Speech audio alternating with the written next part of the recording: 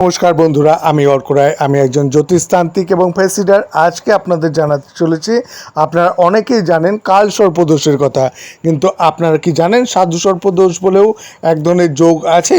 আজকে আমি সেই সাধু সর্প যোগ সম্পর্কে আপনাদের সম্পূর্ণ বিস্তারিত আলোচনা করব। কালসর্পদোষের মতো এটিও একটি অশুভ যোগ। বলা বাহুল্য, কালসর্পদোষ যোগের থেকেও এটির বেশি অশুভ ফল দান করে। যখন শনি ও কেতু একই রাশিতে অবস্থান করে তখন এই যোগের সৃষ্টি হয়।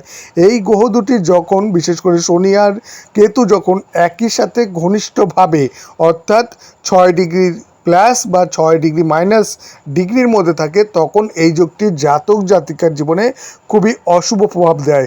এবং জ্যোতিষ জীবনে এমন একাধিক উদাহরণ যেখানে দেখা যায় যে মানুষের এতে প্রচণ্ড পরিমাণে ক্ষতি হয়েছে। এইবার আমি জানাতে চলেছি বিভিন্ন ভাবের সাধু সর্প যোগের ফলাফল। এবার আপনারা আমি জানাবো। প্রথমেই বলবো লগ্নের কথা। সাধু সর্প যোগ হলে পরে প্রভাবিত ব্যক্তির শরীর নিয়ে খুব সমস্যায় থাকেন।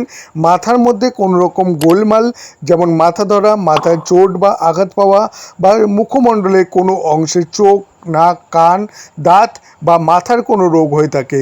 দ্বিতীয়, যদি সাধু সর্প যোগ তৈরি হয় তাহলে ওই ব্যক্তি অর্থকষ্টে থাকেন, পারিবারিক ঝঞ্ঝাট ও অশান্তি লেগেই থাকে। এর ফলে বাড়িতে জাতকের মন টেকে না, বাইরে বাইরে যতক্ষণ থাকে মনে হয় শান্তিতে আছে। বাড়িতে থেকে এইসব জাতকেরা উন্নতি করতে পারে না, তাই বাড়ি ছেড়ে দূরে কোথাও কাজকর্ম করা এদের পক্ষে কিছুটা শুভ হতে পারে।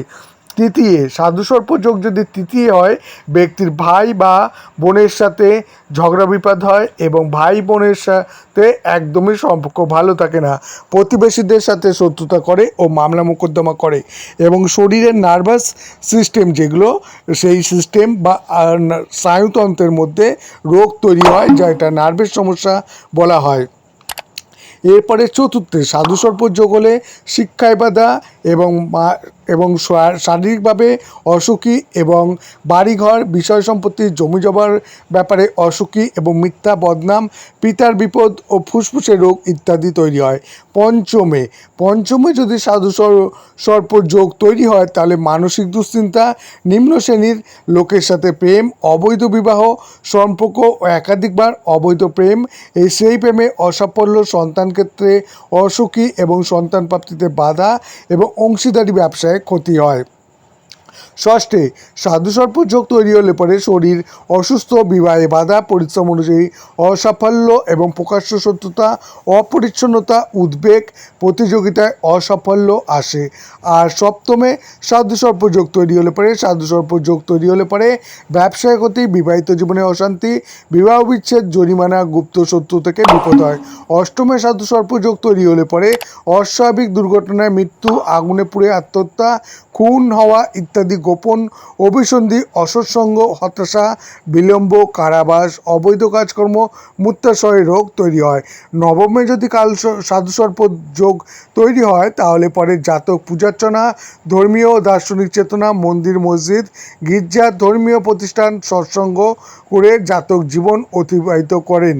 দশমে, সাধু সর্প যোগ তৈরি হলে পরে এই যোগ কর্মে বারবার অসাফল্য হয়, ঘরে বাইরে অসম্মান, সামাজিক প্রতিষ্ঠা একদম পায় না। একাদশে, সাধু সর্প যোগ হলে সাধু সর্প যোগ ব্যক্তির মনের কোনো ইচ্ছা পূরণ হয় না, অসাফল্য, দুর্ঘটনায় মৃত্যু হয়ে থাকে। দ্বাদশে, সাধু সর্প যোগ হলে পরে ব্যয়, বাধা বিপত্তি, ক্ষতি, অপচয়, দরিদ্রতা, গুপ্তশত্রু, কারাবাস, আত্মহত্যা করা বা খুন হওয়া, এবং বিষাক্ত জীবজন্তু এবং জানোয়ার থেকে বিপদ হয় বা মৃত্যু ঘটে থাকে। চ্যানেলটি অবশ্যই লাইক, শেয়ার এবং সাবস্ক্রাইব করুন এবং এই ধরনের নতুন নতুন জ্যোতিষ সংক্রান্ত তথ্য জানতে থাকুন।